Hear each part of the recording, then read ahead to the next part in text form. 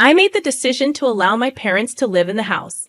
But when Mark, who can't even cook, had the audacity to suggest I leave, I couldn't believe it. He approached me with a smile, as if he had achieved something significant, and said something so outrageous that it left me speechless. I could never allow my parents to live in my house, only for Mark to try moving in with my in-laws without my permission and attempt to evict me, the rightful owner. Mark's controlling nature had bothered me for a while, but now it felt sickening. I couldn't continue this way with him. His entitled attitude and the way he behaved as if he owned the house, despite not contributing financially, had worn me down. I am Sarah, a woman in my 40s, and I work hard to support our family. Mark, my husband, stays at home and takes care of household chores. While I appreciate his contributions, his domineering personality had become unbearable. His demands, like asking me to fetch ice cream late at night, grated on my nerves. When I refused, he threatened me, reminding me of his supposed authority as the husband. His constant need to assert his dominance and demand respect solely based on his gender infuriated me. Dealing with his behavior on top of my demanding job felt unbearable. I finally told him, "I'm really tired." I had reached my breaking point and couldn't continue living like this. I decided to retreat to my room for some rest, seeking solace from the mounting tension with Mark. However, he wasn't pleased with my attitude and confronted me, demanding an explanation for my behavior towards him. Threats loomed in his words, his anger palpable as he asserted his authority over me. Feeling utterly drained, I mustered a forced smile and apologized, hoping he would understand my exhaustion.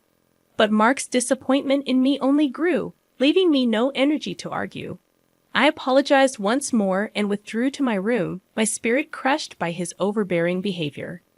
Day by day, I endured Mark's tyranny, worn down by his constant demands.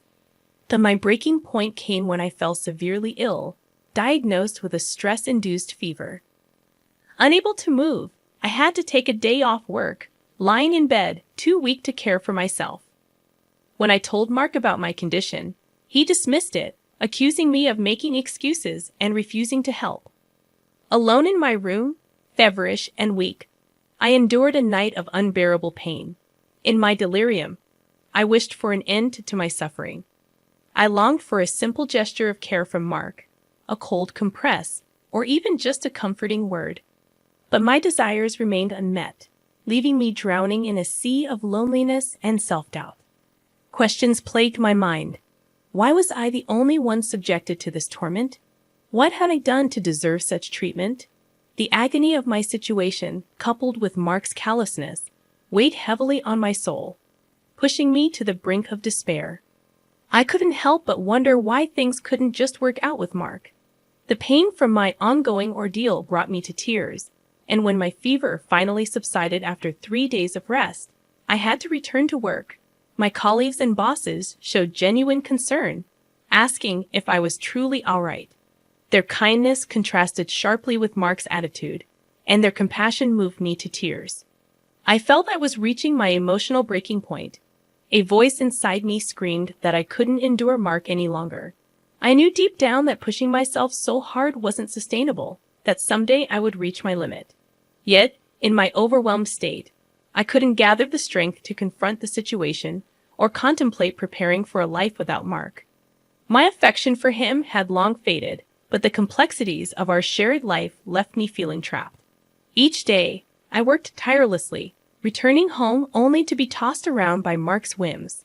This cycle persisted, draining me both physically and emotionally.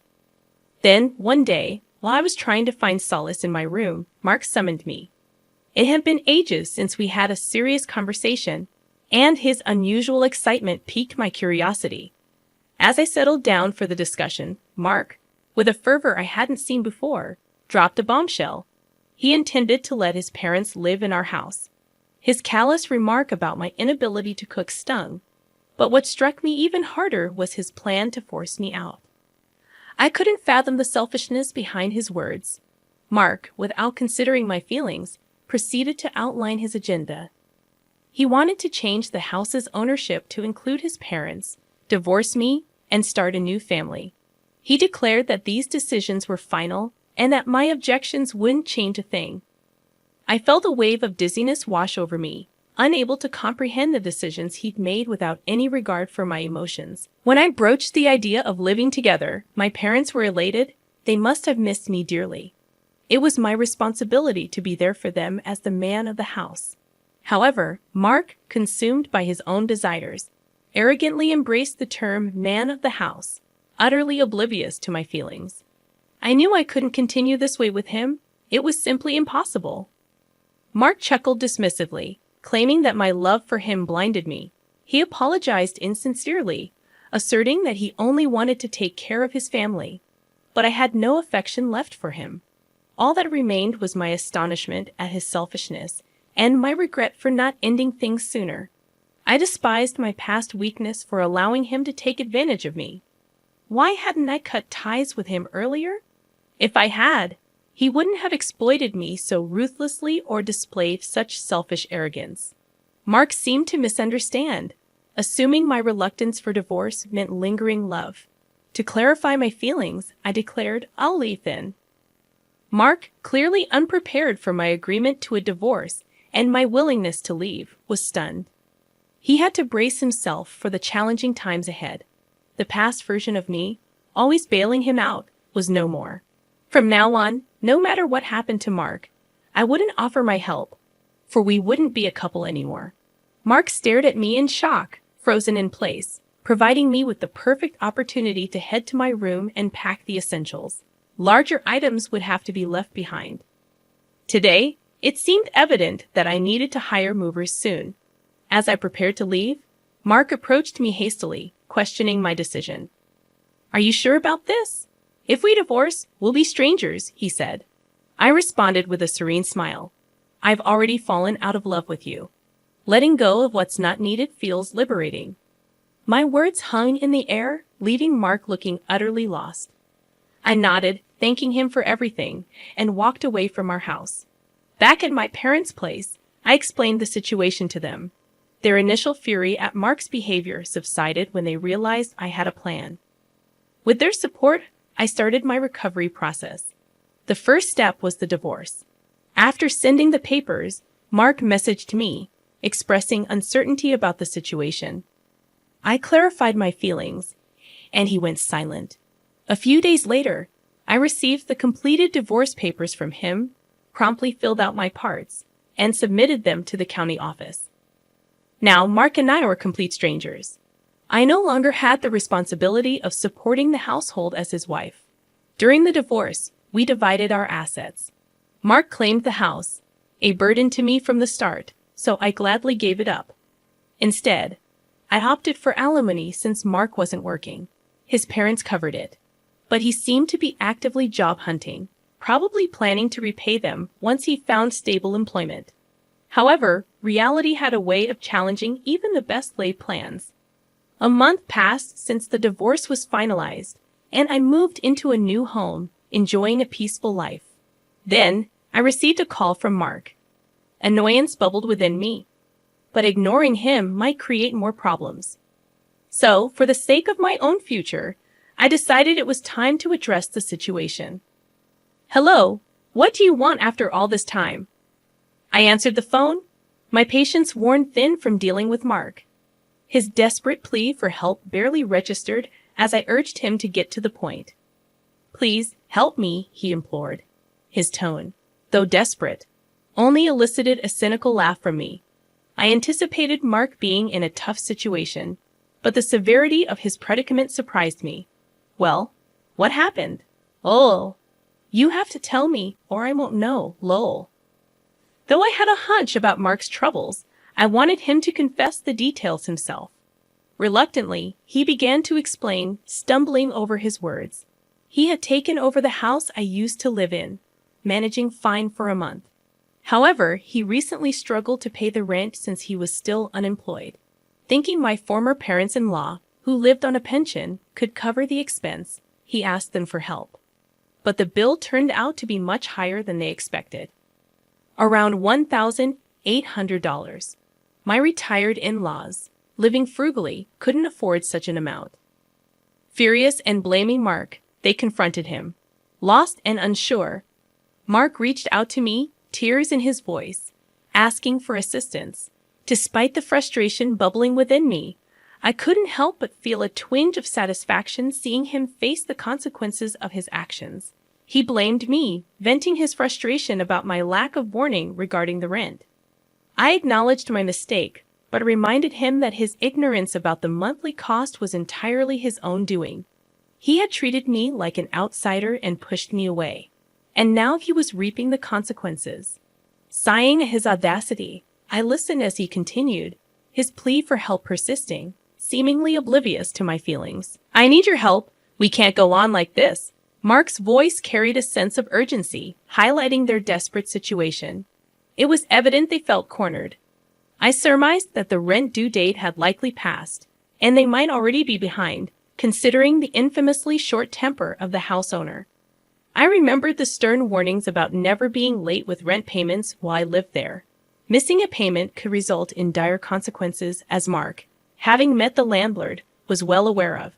His plea for assistance was desperate, asking me to cover the rent for just 1 month. "I don't have anyone else to turn to. You still care about me, right?" Mark's words were laced with selfishness, expecting me to help just because we were once married. I wanted to tell him that my feelings for him had long faded, but I held my tongue.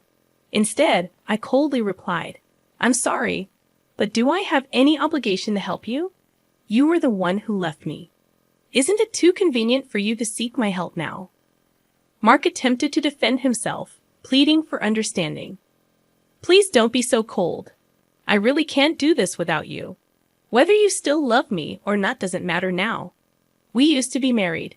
Can't you help me out just this once?" "No," I stated firmly, my patience wearing thin. "It's been a long time since I stopped loving you. You left me, and even before that, my feelings for you had already cooled." My response carried the weight of frustration and despair that had built up inside me over time. When I uttered those words, I could hear Mark's dejected voice on the other end of the phone. It hit me like a tidal wave of disbelief. For so long, I endured everything: his selfishness, his taking me for granted, his mistreatment, and even stood by him when I was unwell, all in an attempt to salvage our marriage. I had invested my efforts into making our life together work. But this was the outcome. The question that haunted me was why I hadn't left sooner. Why I hadn't distanced myself from Mark when my love for him had faded. Regret flooded in, mingling with the anger I felt towards him.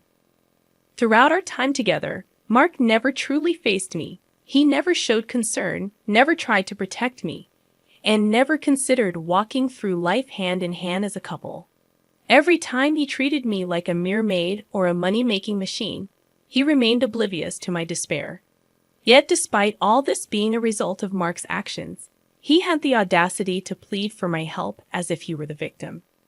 His attitude felt so self-centered that it was nauseating. "Please help me. I'm begging you. How about we get married again? This time, we'll start over properly. I promise I'll never kick you out again," he said in desperation. I couldn't help but chuckle bitterly at his desperate proposal. "Remarried to you? Are you kidding me? All of this is the result of your own actions. I've tried to work with you in my own way for a long, long time. I kept trying to make you face me. Now you're telling me to start all over again with you, pretending that none of that ever happened. Do you want me to go back to those hellish days? That would never happen. I'm not going back to that life. No matter what," I exclaimed, my emotions boiling over. Tears began to flow, a mix of anger and sadness. Mark remained silent in response to my words. Unable to bear any more of this conversation, I simply said goodbye and hung up. After that, Mark didn't call, and wanting never to hear his voice again, I blocked his number. Later, I heard from mutual friends that Mark and his family got evicted from their home. In his own way, Mark tried to talk to my former in-laws and get them to pay the rent on his behalf. However, they were furious, stating, "That's not what we talked about," and refused. Consequently, they angered the landlord and had no choice but to leave. Mark hadn't had much luck finding a full-time job, so he was working part-time to make ends meet. Apparently, because they have been living together, my former in-laws had to sell their house and were now cramped in a rundown apartment. All three of them. As for me, I became engrossed in my work. My boss even discussed a promotion with me. It seemed I might be the first female manager in our company, and I received admiration from both colleagues and juniors. Sometimes friends asked, "Are you going to get married?" To be honest, after being forced into that kind of life, I had a negative view of marriage. The idea of dating a man or getting married again didn't appeal to me. But life was long, and there was no need to rush. In this generation, many people go their entire lives without getting married. If I could live my life without regrets, that's all that mattered. If I could live true to myself, that was enough. With that in mind, I wanted to continue walking through life at my own pace.